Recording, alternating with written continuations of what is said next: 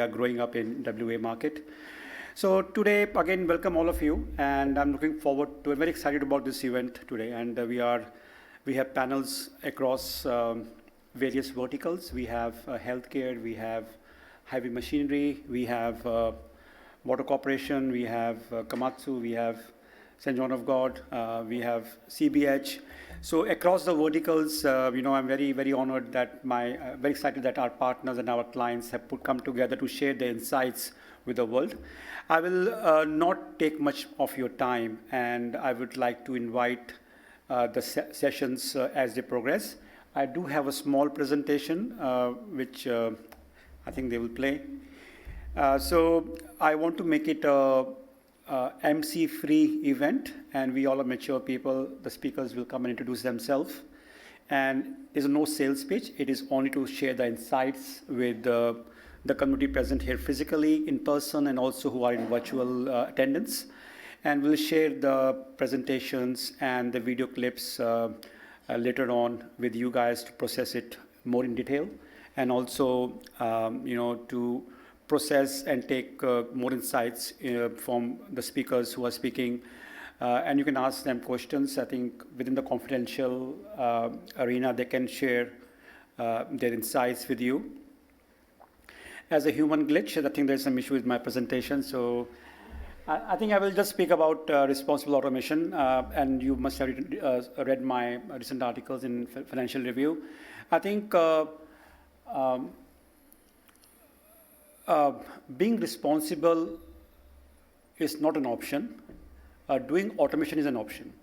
I think that's the mantra we use when we do work with our clients, that we need to have automation, but it should have a human touch.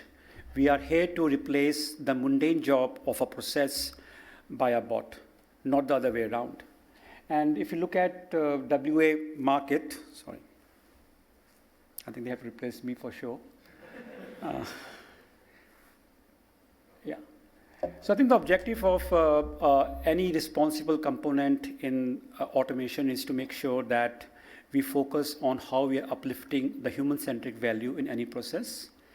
Of course, we are all here to save money for our organizations, clients, and we do have KPIs which are linked to numbers, but numbers don't lie also. And we have to make sure that we also start putting numbers to the human element of CX, EX, how we are enhancing our customer experience, employee experience, and how we are trying to retain employees in the current world of post-pandemic, where the resources are very, very scarce. And I think all the participants today will share how they're enhancing their automation project by using their human resource in the very optimal manner, by giving them the value-added job, not the mundane job. And Gen Y don't want to work in a mundane job. They want to work in a more challenging, attractive, forward-looking, enhancing jobs. Of course, the definition can be, we have different definition for automation, but for being responsible, I think we have no definition. It's a very, very objective. Anything which helps human is responsible. Privacy, non-discrimination, non-manipulation, individual rights, these are some boundaries in which we define responsible automation. But I think the main definition is how we're helping our humans in our organizations to go to next level. Again, these are some examples of conventional and responsible automation in different verticals. We'll share that with you. Like, for example, in banking, now instead of being reactive and go for foreclosure of the properties of the mortgage applicants or homeowners, we are here to help them in a softer manner, giving them a predictability. Okay, you're going to default, so let's working on a plan that we can save you going forward. How can we generate more income for you, or have a payment plan proactively done instead of reactively done? And that can be built into your data sets. And there are very examples in higher education where the admission is done not on the basis of your financial capacity, but also how much you can pay and the need to pay. Again, this is something, case studies we have got in CBA is using it, NAB is using it, IAG is using it. So Australia is quite ahead in terms of using ethical AI and automation. I am using AI as a subset of automation. And then there are some principles which Minister also talked, SIDA has set up, that this should be the parameters in a framework to make a policy decision for automation and AI. And I think as we are becoming more and more, I will say, responsible post-pandemic, we are giving more importance to these parameters to make our journey in automation more fruitful. So we are helping our clients to do their policy, ethical policy for automation, for AI.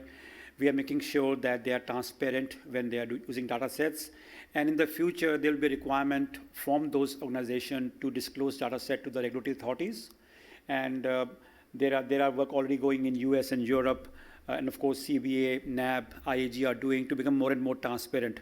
Currently, they are disclosing the data sets which are not very confidential, but I think going forward, even Facebook has to disclose how they're using data sets to predict the human behavior, or when you get ads of one particular materialistic commodity, when you're talking about that. So they're using various algorithms in the background, using your voice, your conversation. And that is ethical in some perspective. Like when you have emergency, they are very good to have those protocols, those data sets, but also intrusive to your privacy. So we have to strike a right balance between both the ends of ethics. I think the market will evolve. Who knew that after pandemic we have to disclose our vital parameters of temperature, coughing, sneezing when we're entering any restaurant. The world is changing.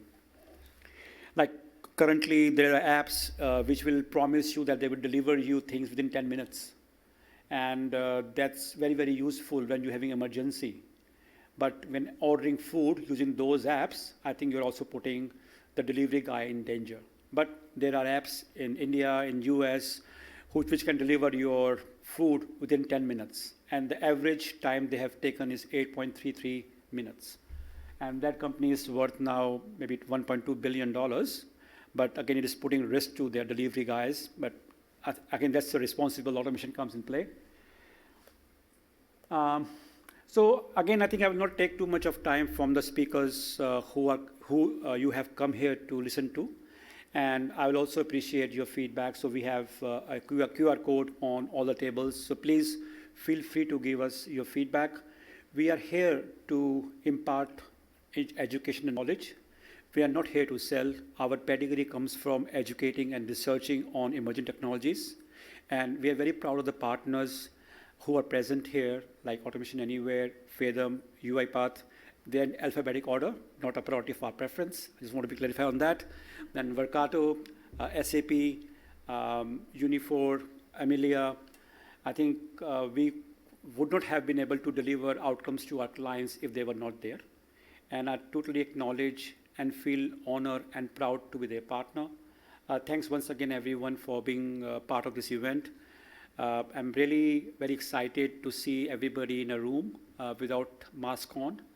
And I hope this continues from this moment onwards, and we can have and laugh and share knowledge in a more conventional manner than a virtual manner. I'm an old school person, and believe that the more we meet face-to-face instead of FaceTime, I think we can learn more from each other.